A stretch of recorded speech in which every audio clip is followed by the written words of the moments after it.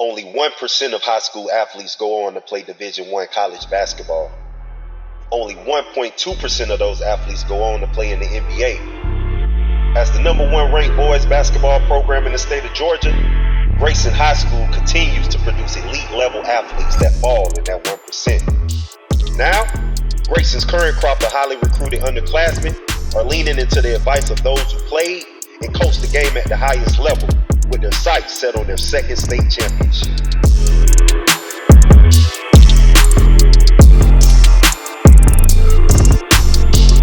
Yeah, I want to ask you, Chris, too, because I've been to a lot of y'all games. I love your game.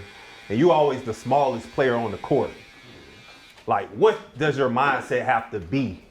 And, like, how do you prep yourself for that? Because I'm pretty sure, like, if you got to guard KJ and y'all on opposite teams, he probably feel like he going to cook you every time, you know? So what's your thought process behind that? I've been, like, used to it my whole life. I started playing, like, 4th grade, and I always played 2 years up. So, like, I always been the littlest person on the floor. So really just being smarter than other players and just trying to get like around them and trying to stop them some way.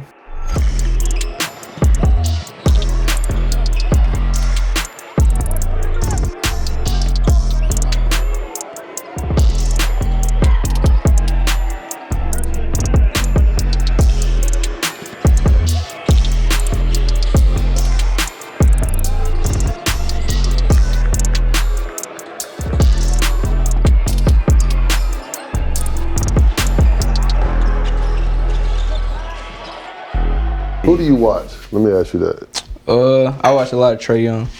Okay. Yeah. You ever thought about the guard, what's his name, Cheese, the one that went to the Warriors? He in the G League. He just had like 38 and 15. Was it Trizzo? He went to Kansas State? Yeah. Yeah. Oh, I forgot about him. Bruh. Yeah. That's what One of I'm my saying. It's assistant coaches, important that he's small too, man, but he impacts the game in a crazy way.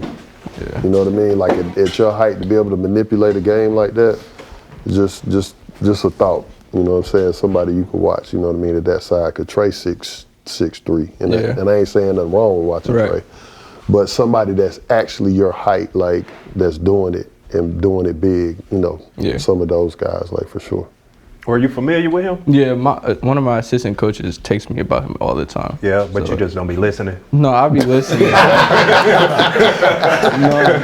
just said somebody I watch a lot. I got you. So most of y'all about to go to school, right? Except Caleb. What's the biggest fear, or is there some nervousness? You about to go play on a whole another level, whole nother team? Like, what's your fears coming up for going to college? I don't really have a fear yet. I really got to see it, because when you're getting recruited and all that, you know, they make everything look like sunshine and rainbows. Like, I already know that now. Yeah. Like, when I go on a visit or something like that, I know it's not going to be this type of practice every day where it's chill and they shoot free throws and they going through walkthroughs and stuff like that, and, you know, eating five-star meals and stuff like that. So I think I really just got to see it, and I don't think I'll have a fear, but I'll have like a struggle that I got to go through, and I feel like that's going to be like the hardest part. What about the speed of the game? And I know y'all can probably talk about it too, but it's a different level. Are you like, all right, have you ever questioned yourself? I'm never worried about the speed of the game as long as like my mind is in it.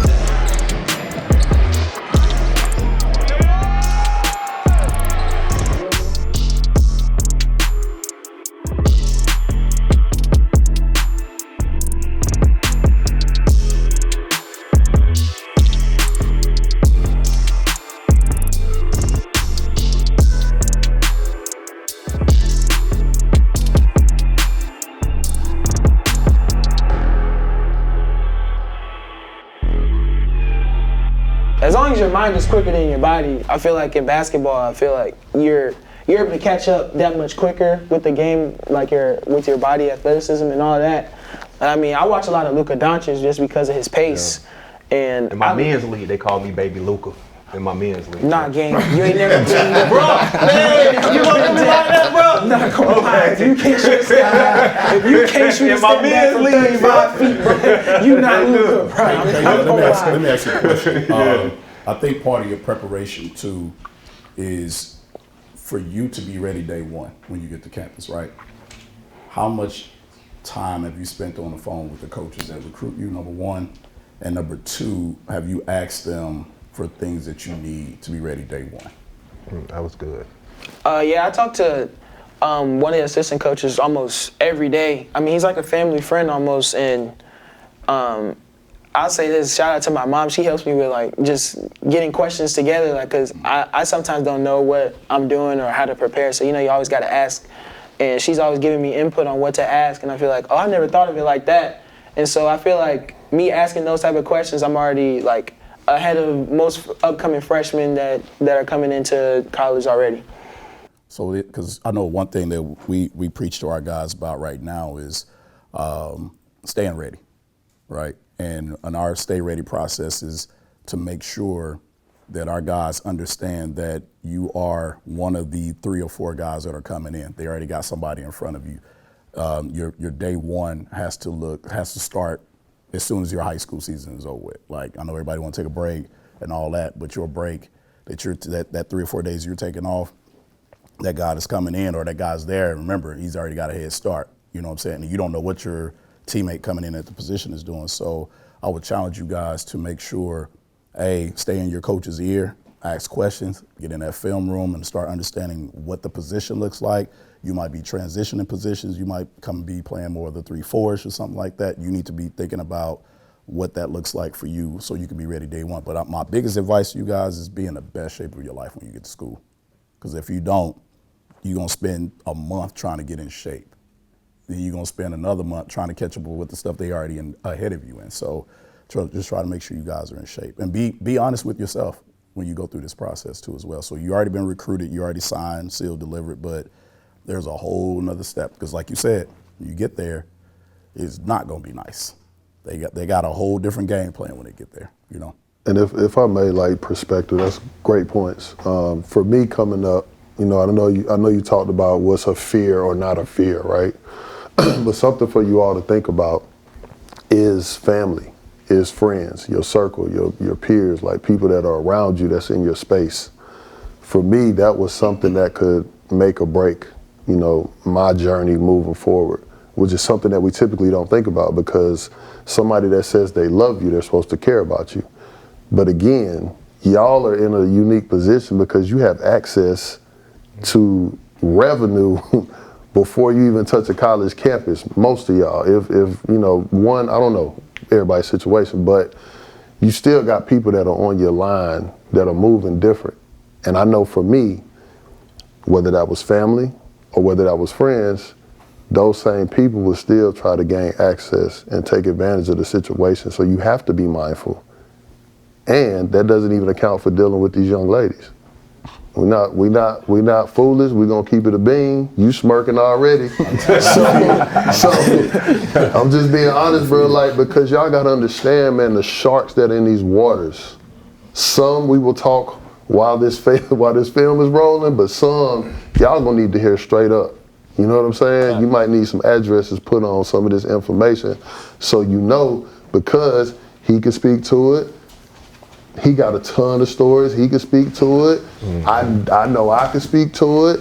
Like, y'all got to understand what's really coming. And it might not look like that. Everybody ain't got a mama like that. You feel me? Like, everybody ain't blessed with that. Like, whatever your situations is. Some people, they got mamas who been, I'm waiting for you to get paid. You got a daddy that's waiting for you to get paid. You got that homeboy that's waiting for you to, man, I was there with you. What you gonna do? Or your old lady. You don't know who done got in her ear. That's what y'all up against. It's different out here, bro. Don't let these stories fool y'all, for real. Like, pay attention. Like, I know people be joking about folks and all of that, but some of the same people that's joking been the same people that been in them situations. Straight up.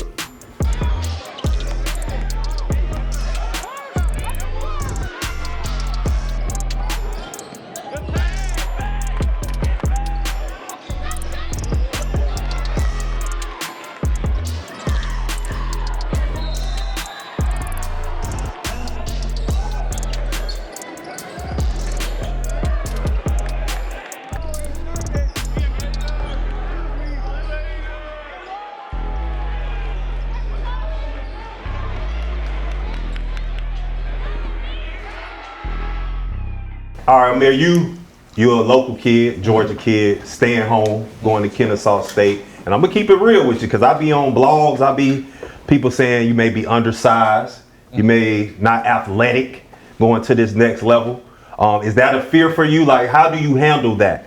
Seeing or have you heard those things first? Yeah, I hear like I'm unathletic like most of the time. So I feel like really me, with my IQ, I feel like that makes up for my lack of athleticism. I feel like I have a very high IQ for somebody that plays my position. I feel like I think like a guard from the block. So yeah, I sometimes go up to Caleb, tell him what I see, he tell me what we see, like, and we come together and say we'll execute on the next play. And we just know like how each other plays. That's really how the whole team is. So I feel like my IQ really like makes up for that. Got you. But does it bother you? Because I know he was saying earlier how you said nothing's bother you. As a kid, stuff bother you a little bit now. Nah, not but y'all, I don't know, y'all so cool these days. I don't know. Yeah, hearing somebody say, "Oh, you're unathletic." Yeah. I'm like, all right, cool.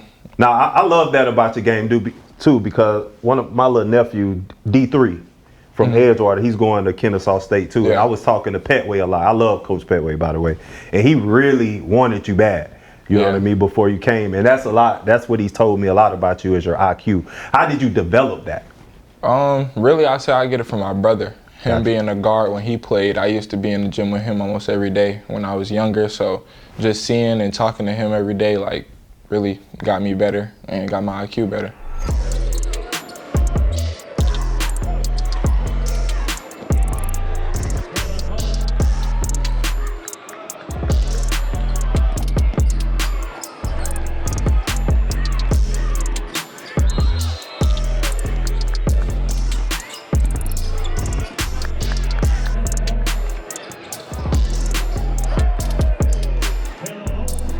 I have a question for Dion and Josh. Like, you know, growing up, y'all were young, getting like a lot of money, like y'all's rookie year.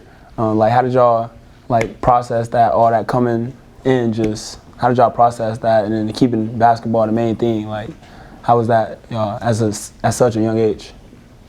Well, I guess I'll go first. Your bag was a little bigger. Because I went undrafted, so, you know, for me, I had responsibilities out the gate because I left school and I was a pro at 19. So I was take care of mom, that, you know, the basic stuff, and just try to save money and do whatever. But I never got caught up into jewelry. That's not my thing. Tattoos is my thing. Sneakers is my thing, but I had a contract for 17 years. Yeah. So I wasn't the most flashiest person. Like, I'm from the South Side, but like when I tell you that's me all day, like I never changed out of that, and I am grateful for that too.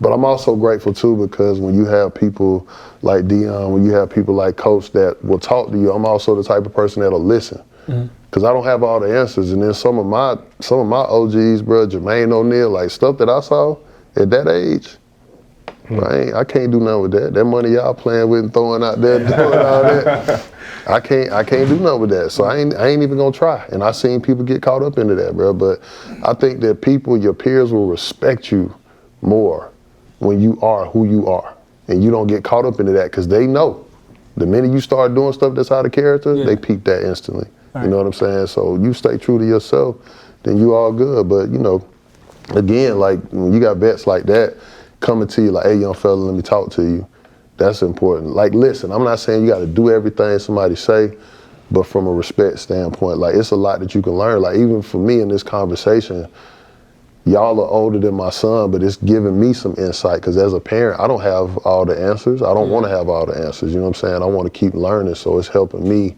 manage how I need to, you know, be a father, you know what I'm saying, in my situation. So I'm getting something out of this as well. I just had good vets, and, you know, we don't talk about it enough, but my dad was like the most solid person in my corner. He the one held me accountable, you know.